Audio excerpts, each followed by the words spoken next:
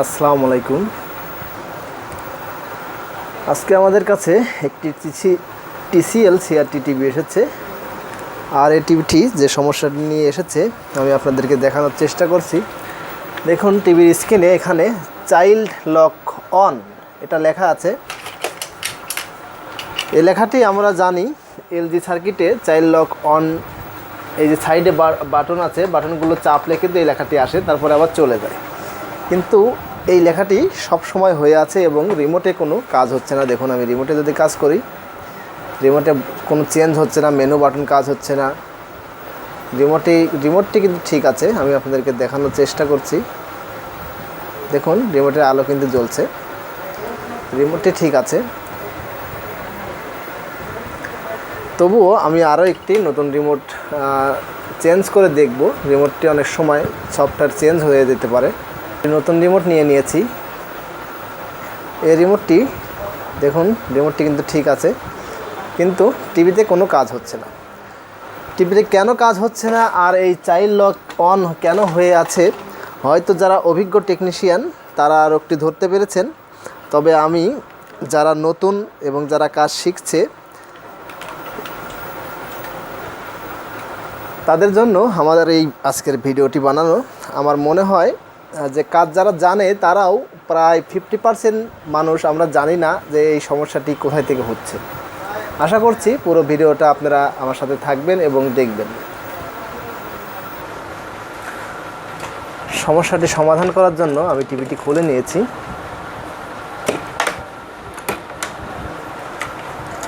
যেহেতু সমস্যাটি child lock on এবং রিমোটে কোনো কাজ হচ্ছে না, সেহেতু আমি আমাদের টিভিতে যে সেন্সরটি থাকে সেন্সরটিও খুলে নেব। সেন্সর বোর্ডটি, এই যে এখানে যে সেন্সর বোর্ডটি আছে, আমি আপনাদেরকে দেখিয়েছি টিসিএল টিভি, কিন্তু আমি টিভিটি খুলে দেখতে পেয়েছি এই টিভিটি আসলে টিসিএল টিভি হলেও এই সার্কিটটি দেখুন এলজির সার্কিট, অরিজিনাল এলজি যে ব্র্যান্ড এলজি কোম্পানির সেই সার্কিটটি কিন্তু এখানে লাগানো। আসলে টিসিএলের সার্কিটটি খুলে হয়তো বা কেউ এই টিভিতে এলজি ব্র্যান্ডের এই সার্কিটটি ফিটিং করে দিয়েছে।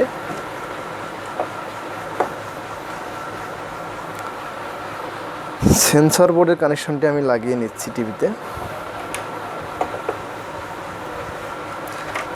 কাজের সুবিধার জন্য আমি একটি এক্সট্রা এসি কর্ড লাগিয়ে নিচ্ছি।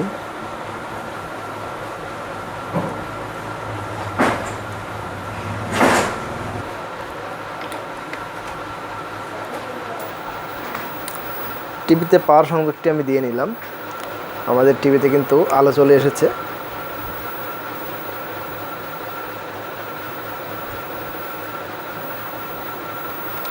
আমি প্রথমে পরিমাপ করে নিচ্ছি আমাদের এই সেন্সারের ইনপুট ভোল্টেজটি ঠিক আছে কিনা।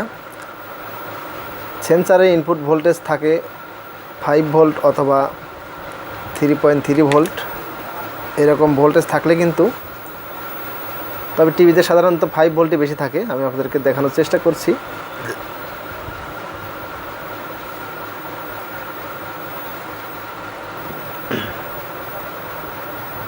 আমাদের এই টিভিতে 4.9 ভোল্ট দেখাচ্ছে, অর্থাৎ 5 ভোল্টই প্রায়। তো ইনপুট ভোল্টেজটি ঠিক আছে। আইআরএ দেখুন 4.9 ভোল্ট দেখাচ্ছে। যে এই পিনটা হচ্ছে আইআর, মাঝখানে নেগেটিভ, তারপরে এটা হলো পজিটিভ ইনপুট ভোল্টেজ 4.9, এটা নেগেটিভে কোনো ভোল্টেজ দেখাবে না। আইআরএ ভোল্টেজ দেখাচ্ছে 4.9। সেন্সরটি ঠিকমতো কাজ করছে কিনা দেখার জন্য আমি মিটারটি চেঞ্জ করে একটি অ্যানালগ মিটার নিয়েছি এবং আমি চাপ দিচ্ছি বাটন। দেখুন মিটারে কাটাতে দেখুন নিচের দিকে নেমে আসছে। চাপ দেওয়ার পর এই দেখুন কিছুটা নিচের দিকে নেমে এসে কাটাতে কিন্তু কাঁপছে। এতে করে আমি বুঝতে পারছি আমাদের সেন্সরটি কাজ হচ্ছে। এই যে দেখুন, তো সেন্সরটি যেহেতু কাজ হচ্ছে তাহলে সমস্যাটি কোথায়, সমস্যাটি দেখার জন্য আমাদেরকে আরও কিছু কাজ করতে হবে। আমি দেখব এই যে আমাদের সেন্সরের কানেক্টরটি কিন্তু এই যে এইখানে এইখান থেকে কিন্তু এই দিক দিয়ে এই যে এইখানে আমাদের সিস্টেম জঙ্গল আইসিটি আছে, এই আইসিটি কিন্তু আইআর যে লাইনটি, সেন্সরের যে লাইন আইআর, এই লাইনটি কিন্তু এই আইসিতে প্রবেশ করেছে। তো আইসি পর্যন্ত আমাদের সেন্সরের লাইন ঠিক আছে কি না আমি দেখার জন্য একটি পদ্ধতি অবলম্বন করছি।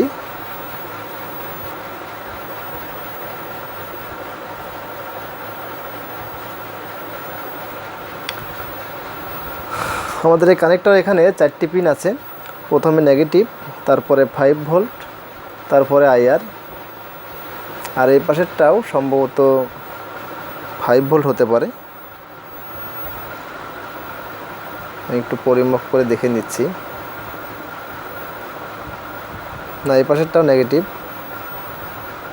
এই পাশের মাঝখানে এটা সরি, এই পাশেরটা নেগেটিভ, এই পাশেরটা নেগেটিভ, আর এই পাশের নেগেটিভের পরে এটা হচ্ছে 5 ভোল্ট, তারপর হচ্ছে আইআর। আর এই আইআরটি চলে গিয়েছে এই দিক দিয়ে, লাইনটি চলে গিয়েছে। তো এই লাইনটি আইআরটি আইসি পর্যন্ত কাজ করছে কিনা দেখার জন্য আমি দেখেন একটি ইন্ডিকেটর বাল্ব নিয়ে নিয়েছি, লাল এলইডি বাল্ব। আইআর লাইনটি চলে গিয়েছে এইখান থেকে এই দিক দিয়ে এইখানে, এখান থেকে চলে গিয়েছে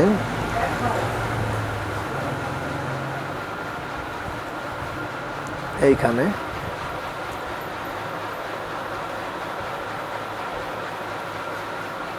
এইখান থেকে এইখানে, এইখান থেকে এইখানে, এখান থেকে এইখানে, এইখানে চলে গিয়েছে। এইখান থেকে এই দিক দিয়ে এইখানে চলে এসেছে। আমি এই বাল্বটির এই যে পজিটিভ যে লাইনটি আছে, পজিটিভ লাইনটি আমি এখানে 5 ভোল্টে এই যে কানেক্টরে লাগিয়ে দেব। নেগেটিভের পরে 5 ভোল্ট এখানে আছে, আমি এখানে লাগিয়ে নিচ্ছি। 5 ভোল্ট লাগানোর পরে আমাদের বাল্বের পজিটিভ লাইনটি আমরা 5 ভোল্টে দিয়ে নিয়েছি এবং নেগেটিভ পিনটি এখনও ফাঁকা আছে। এই নেগেটিভ পিনটা আমি দিয়ে নেব এই যে সেন্সর, এই সেন্সরের যে আইআর যে পিনটি, এই পিনে। তো আমি দেখব আইসিতে কাজ হচ্ছে কিনা, যেহেতু আইসি পর্যন্ত সিগন্যালটি যাচ্ছে কিনা দেখার জন্য আমি এই আইসির এইখানে যে আইআরের অপশনটি এসেছে সেন্সর থেকে, সেখানে আমি লাইনটি লাগিয়ে দেখব আমাদের কাজটি হয় কিনা। টিভিটি অন করে নিয়েছি এবং দেখুন এখানে একটি ইন্ডিকেটর বাল্ব লাগিয়েছি এবং আমাদের আইসি পর্যন্ত এই কানেকশনটি আমি দিয়ে নিয়েছি একটি তার দিয়ে। আমি দেখব আইসি পর্যন্ত যাচ্ছে কিনা। এখান থেকে আমি দেখুন এখানে আইআরের কানেকশনটি নিয়ে এসেছি। আমি রিমোটে চাপ দেওয়ার পর দেখুন আমাদের এই বাল্বটি কিন্তু জ্বলছে। আপনি একটু ভালো করে খেয়াল করুন, এই বাল্বটি কিন্তু জ্বলছে। দেখুন এই যে আমি রিমোটে চাপ দিচ্ছি, কিন্তু আমি এতে করে আমি বুঝতে পেরেছি যে এই সেন্সরটি যে আইআর আউট হয়েছে সেন্সর থেকে, আইআরটি কিন্তু আইসি পর্যন্ত কাজ হচ্ছে, তারপরেও টিভিটি রিমোটে কাজ করছে না। তো কেন করছে না সেটি দেখার জন্য আমাদেরকে আরেকটু ধৈর্য ধরতে হবে। আমি যে লাইনটি লাগিয়েছিলাম সেটি খুলে নিচ্ছি।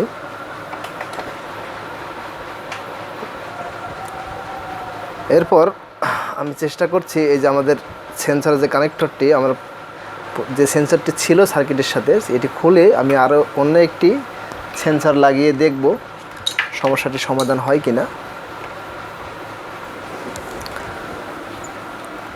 আমি অন্য একটি সেন্সর বোর্ডে এক্সট্রাভাবে লাগিয়ে নিচ্ছি। নেগেটিভ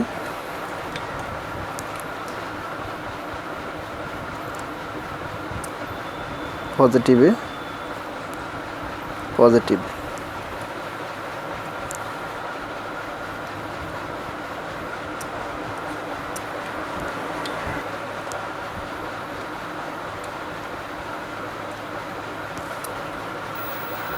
আমি এক্সট্রা করে একটি সেন্সর লাগিয়ে নিয়েছি এবং টেস্ট করার জন্য একটি ইন্ডিকেটর বাল্ব লাগিয়ে নিয়েছি। দেখুন রিমোটে চাপ দেওয়ার পরে কিন্তু বাল্বটি জ্বলছে।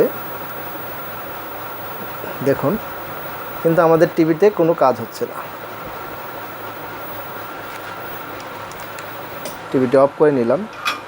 এতে করে আমরা বুঝতে পারলাম আমাদের সেন্সারটি ঠিক আছে, রিমোটটি ঠিক আছে, আইসি পর্যন্ত আয়ারের যে ভোল্টেজটি, আয়ারের কানেকশনটি সেটি কিন্তু ঠিক আছে। তাহলে সমস্যাটি কোথায় আমি আপনাদেরকে A to Z বোঝানোর চেষ্টা করে যাচ্ছি। আমি যেভাবে বোঝানোর চেষ্টা করছি, যে কোনো নর্মাল সার্কিট বা ব্যান্ডের সার্কিটে আপনারা এভাবে চেষ্টা করতে পারেন, আশা করছি কাজে দেবে। আর কাজটি যখন সাকসেস হবে তখন তো আপনারা দেখতেই পারবেন এই সমস্যাটি কোথায় থেকে হচ্ছে। আমি এখন যে কাজটি করব,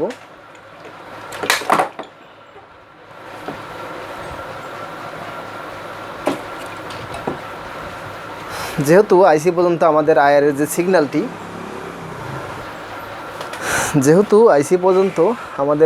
যে সিগন্যালটি, সেই সিগন্যালটি কিন্তু ওকে আছে। তো আমি এখন যে কাজটি করব, এই যে আমাদের টিভিতে মেমোরি আইসি আছে, মেমোরি আইসি থেকে যদি আমাদের মেমোরি আইসিতে কোনো সমস্যা দেখায় বা মেমোরি আইসি থেকে আয়ারের অপশনটি ডিলিট হয়ে যায়, সেক্ষেত্রে কিন্তু এই ধরনের সমস্যাটি হতে পারে। তো আমি এই মেমোরি আইসিটি কিন্তু চেঞ্জ করে নেব, চেঞ্জ করে দেখব আমাদের সমস্যাটি সমাধান হয় কিনা। একটি বেজ আগে থেকে লাগানো আছে মেমোরিতে, আমি মেমোরিটি খুলে নিচ্ছি। এই যে এটি একটি এলজির অরিজিনাল সার্কিট। আইসিটির নাম্বার দেখুন LV76221-3C। এ ধরনের আইসিতে আমরা মেমোরি লাগাতে গেলে আমাদেরকে অবশ্যই কপি করে লাগাতে হবে। তো আমার কাছে কপিয়ার মেশিন আছে, মেশিন দিয়ে আমি কপি করে নেব আইসিটি। এটিতে যে আইসিটি ছিল 24/16 মেমোরি, তো আমাদেরকে আমি একটি 16 মেমোরি নিয়েছি। আমাদের কপিয়ার মেশিনে আমি নেগেটিভে নেগেটিভ, পজিটিভে পজিটিভ দিয়ে নিচ্ছি।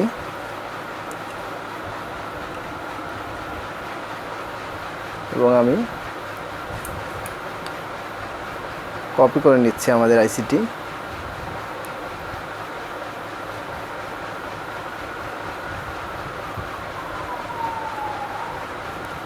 কপি করা হয়ে গেছে।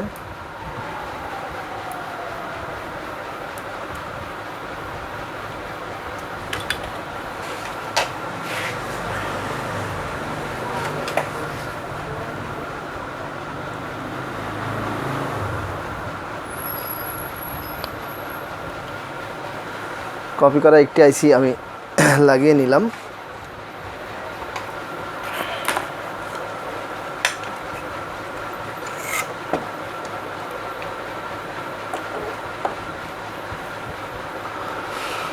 সেন্সরের কানেক্টরটি আমাদের খোলা আছে, আমি লাগিয়ে নিচ্ছি। সেন্সর বোর্ডটির কানেকশনটি লাগিয়ে দিলাম। টিভিটির এসি প্লাগটি আমি ইন করে নিয়েছি এবং রিমোটে আমি চাপ দিচ্ছি যে আমাদের কাজটি সাকসেস হয়েছে কিনা। কিন্তু আমাদের টিভিটি কোনো কাজ হচ্ছে না, এখন পর্যন্ত আমরা সমাধান করতে পারিনি। এমন অনেক টিভি পাবেন আপনারা যে রিমোটে কাজ হচ্ছে না, মেমোরি কপি করে বা চেঞ্জ করে দিলে সমস্যাটি সমাধান হয়ে যাবে, যেগুলো সেন্সর চেঞ্জ করলে সমস্যার সমাধান হয় না। তো এই টিভিতে আমি যে কয়টি পদ্ধতি ছিল সব কটি কিন্তু অবলম্বন করে ফেলেছি। সেন্সর চেঞ্জ করেছি, আইসি পর্যন্ত আয়ারের সিগন্যাল যাচ্ছে কিনা সেটি টেস্ট করেছি, মেমোরি আইসি কপি করে চেঞ্জ করেছি, তবুও সমস্যাটি সমাধান হচ্ছে না। তো এখন আমাদের টার্গেট কিন্তু এমনিতেই হয়ে যাচ্ছে এই যে সিস্টেম জঙ্গল যে আইসিটি আছে, আইসিটির উপর। যেহেতু আমাদের সব কিছু পরিমাপ করা ঠিক শেষ এবং সব কিছু পরিমাপ করে আমরা ওকে পেয়েছি, আইসি ছাড়া তো এখন আর আমার মাথায় কিছু বা আমাদের মাথায় কিছু আসছে না, এরকম হচ্ছে। ইতিমধ্যে আমি একটি বিষয় আপনাদেরকে বলতে যাচ্ছি, সে বিষয়টি হচ্ছে এ ধরনের সব কিছু কাজ করার পরেও যদি আমাদের এই রিমোট কাজ হওয়ার সমস্যাটি সমাধান না হয়, সেক্ষেত্রে আমরা আইসি চেঞ্জ করার আগে অন্তত একটি কাজ করে দেখতে পারি। সেই কাজটি হচ্ছে এই যে দেখুন, আমি আপনাদেরকে দেখানোর চেষ্টা করছি। এই যে আমাদের যে সার্কিটে দেখুন, এই যে কিবোর্ডের যে লাইনটি আছে, কিবোর্ড অর্থাৎ এই যে সাইডের যে বাটন আছে, আমি আপনাদেরকে দেখানোর চেষ্টা করছি। এই যে সাইডের যে টিভিতে সামনে অথবা সাইডে যে বোতামগুলো থাকে, menu, volume plus, programme plus minus, এই ধরনের যে বাটনগুলো থাকে, সেই বাটনের কানেকশনটি, কিবোর্ডের কানেকশনটি, এই কানেকশনটিতে কিন্তু আমাদের 5 ভোল্ট কিন্তু থাকতে হবে। আপনারা দেখে থাকবেন চায়না সার্কিটে অথবা যে কোনো বেশিরভাগ সার্কিটে কিন্তু 5 ভোল্ট আছে। আর কিবোর্ডের লাইনে চায়না সার্কিটে দেখবেন একটি 10K মতো, 10K সম্ভবত, আমার সঠিক মনে নেই, সার্কিট দেখে বলতে হবে। এ ধরনের চায়না সার্কিটেও থাকে, রেস্টেন লাগানো থাকে। রেস্টেন যদি কেটে যায় বা নষ্ট হয়ে যায় মরিচা ধরে, তাহলে কিন্তু এ ধরনের সমস্যা হয়। তো কিবোর্ডের একটি লাইন আমি আপনাদেরকে পরিমাপ করে দেখানোর চেষ্টা করছি। দেখুন, এখানে কিন্তু 4.9 ভোল্ট দেখাচ্ছে, অর্থাৎ 5 ভোল্ট। এই দিক দিয়ে লাইনটি চলে এসেছে এখানে দেখুন 0.0 ভোল্ট। এখানে আছে 4.9, একই লাইনে এদিক দিয়ে লাইনটি গিয়েছে। এখানে দেখুন 0.0, এবং এই লাইনটি কিন্তু চলে গিয়েছে, দেখুন আইসিতে চলে গিয়েছে কিবোর্ডের লাইনটি। তো কিবোর্ডের লাইনটি আমরা কাটা পেয়েছি। এই লাইনটি আমি টিভিটি অফ করে নিয়ে সংযোগটি দিয়ে নিচ্ছি।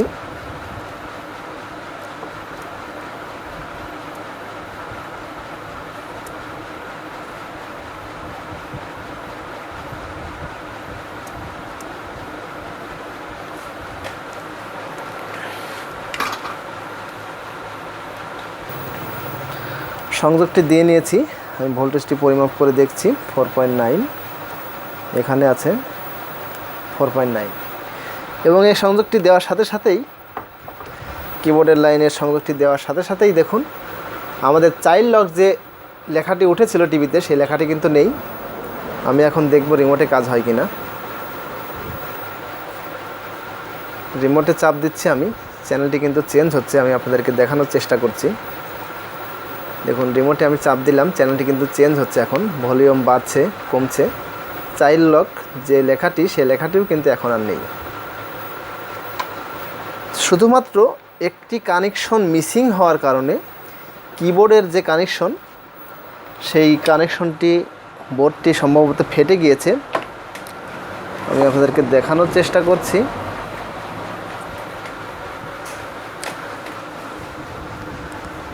দেখুন, এখানে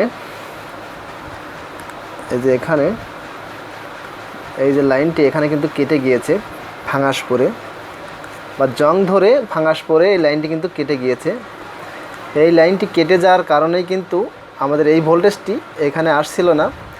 আর আমরা ভেবে চলেছি হয় সেন্সার খারাপ, নয়তো আইসি খারাপ, নয়তো সিস্টেম জঙ্গল আইসি খারাপ। এবং এক পর্যায়ে দেখা যাচ্ছে আমরা সেন্সার, মেমোরি আইসি, সিস্টেম জঙ্গল আইসি সব কিছু চেঞ্জ করে দিয়েছি, কিন্তু আমাদের সমস্যাটির সমাধান হচ্ছে না। তো আমরা এক সময় কি করি, যে আমাদের এই সার্কিটটি হয়তো ড্যামেজ আছে, সার্কিটটি আর চলবে না, সার্কিটটি বাতিল, এ ধরনের আমরা বলে থাকি।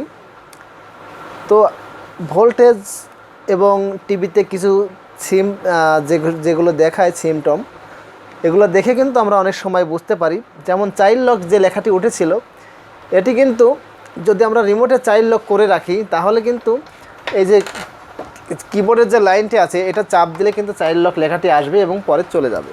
কিন্তু আমরা দেখতে পেয়েছি চাইল্ড লক লেখাটি কিন্তু সব সময় উঠেছিল, চলে যাচ্ছিল না। এতে করে আমরা বুঝতে পারি, যদি চাইল্ড লক লেখাটি চলে না যায়, তাহলে আমরা বুঝতে পারি যে আমাদের এই যে কিবোর্ডের যে লাইনটি, এই লাইনটিতে কোনো ফল্ট বা কোনো প্রবলেম হয়েছে।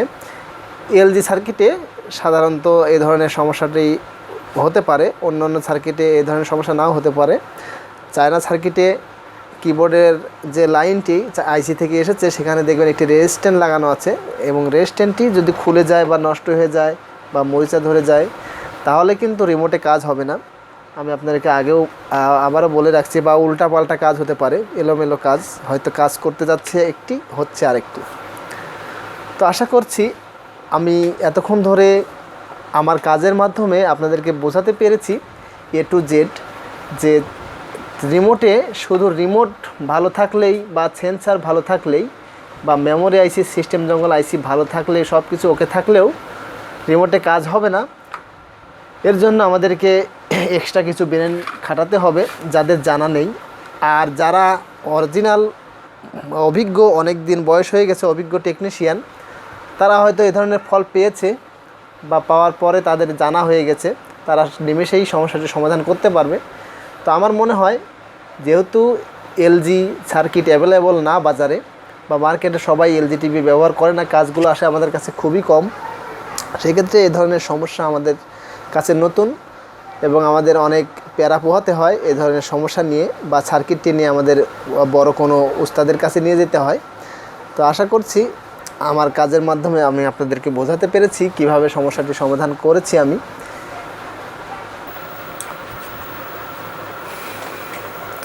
আশা করছি আমি বোঝাতে পেরেছি আপনাদেরকে। দেখুন আমার টিভিটি ওকে হয়ে গেছে, আমি এখন রিমোটে কাজ করছি, সাউন্ড প্রবলেম সব কিছু কিন্তু সমাধান হয়ে যাচ্ছে। তো আমি চেষ্টা করে যাচ্ছি প্রতিনিয়ত আমার কাজের মাধ্যমে আপনাদেরকে দেখানোর জন্য এবং শেখানোর জন্য।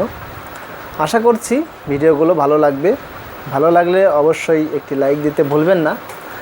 আর পরবর্তী এরকম আরও ভিডিও পেতে সাবস্ক্রাইব করে আমার চ্যানেলের সাথেই থাকুন। আজকে অনেক সময় ব্যয় করে ফেলেছি, আজকে আর না, আজকের মতো এখানেই বিদায়। সবাই ভালো থাকবেন, আল্লাহ হাফেজ।